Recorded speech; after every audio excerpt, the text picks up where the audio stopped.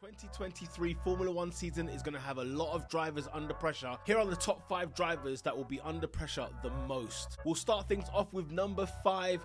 It's that man, Charles Leclerc. That is correct. That's because of the ratio between poles and wins he had in 2022. He made the title race all too easy for Max Verstappen, and that is the reason why I'm going to throw him in that mix. He needs to become more of a leader, not be so passive in the Ferrari seat. I think he needs to take control this season because last year his team, in fairness, cost him a lot of points last year. You need more than talent to win a championship. You need to be a leader. Charles Leclerc, I'm looking at you to become a leader in 2023. Charles Leclerc's got to become a bit more demanding. Remember, Carlos Sainz, one of the most underrated drivers on the grid, but guess what? He won't be that underrated for much longer, and he'll be on his toes. He'll be on Charles Leclerc's toes. Can Charles Leclerc also keep on top of the Mercedes as he did last season? Mercedes had an off year, but who knows? Can he keep the pressure when Mercedes get back to form?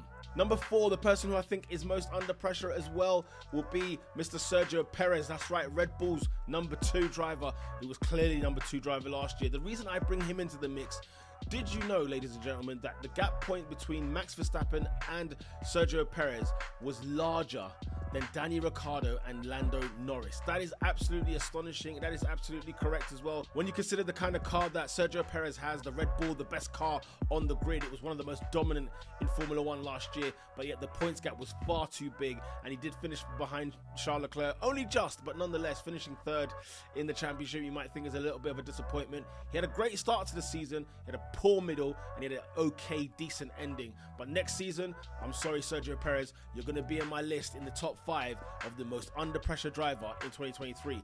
And Danny Ricciardo is waiting in the wings as well. All it takes is one mistake, all it takes is one ill day, one sick day, and Danny Ricciardo could be back in that mix very, very quickly. So Sergio Perez, you better make sure you're more on point this season. Number 3, and it might seem a bit harsh, but listen, Oscar Piastri, you're on my list. Why? Because you're in a McLaren. That's my team, of course.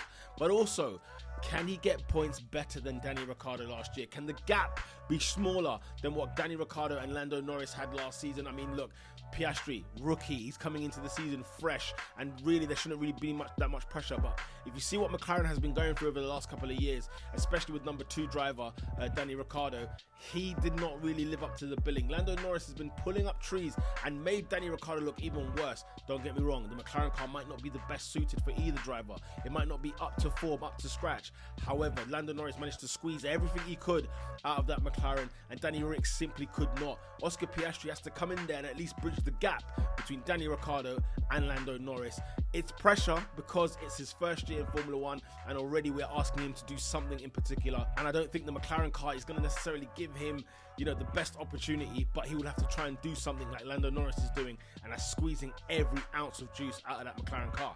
And of course, it'll just be interesting to see if Oscar Piastri can live up to the billing and swing in Formula One. He's had a great career, youth career up until this point, and obviously with the controversy with Alpine, maybe it might have a stain on his reputation. I don't think it should, but nonetheless, everybody will be having their eyes watching Oscar Piastri.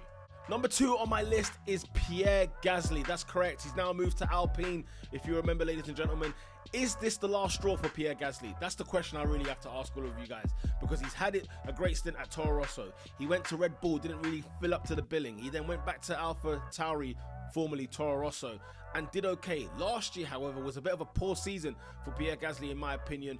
And now to go into that Alpine, which is a fast car, we must say, whether it's reliable is another matter. We have to wait and see and find out.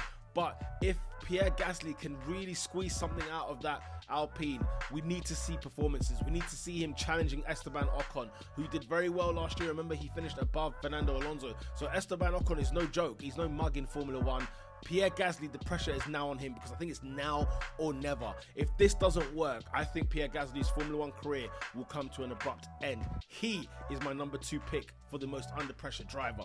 This could be the last team he has where he can win races, and we have to check whether last year was just a blip and more so about AlphaTauri than it was about Pierre Gasly.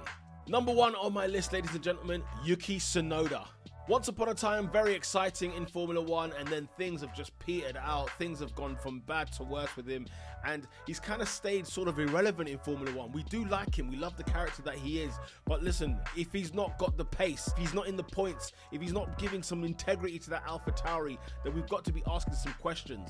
And maybe this might say more about AlphaTauri than we thought. You know, the AlphaTauri car hasn't really lived up to the billing as well. So it's not just all on Yuki, but Yuki's been here a couple of years now and he hasn't really taken the center stage. He's had moments, but he's had some horrific moments as well. Now Nyck de Vries is his partner.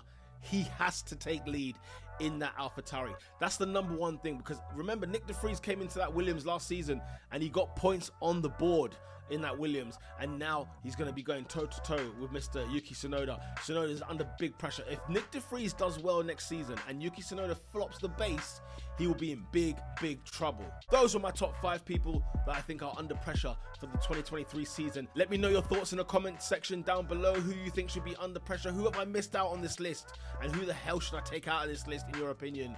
YouTube thinks you will like this video over here, or you can watch my latest video right over here. With that said, people, lights out.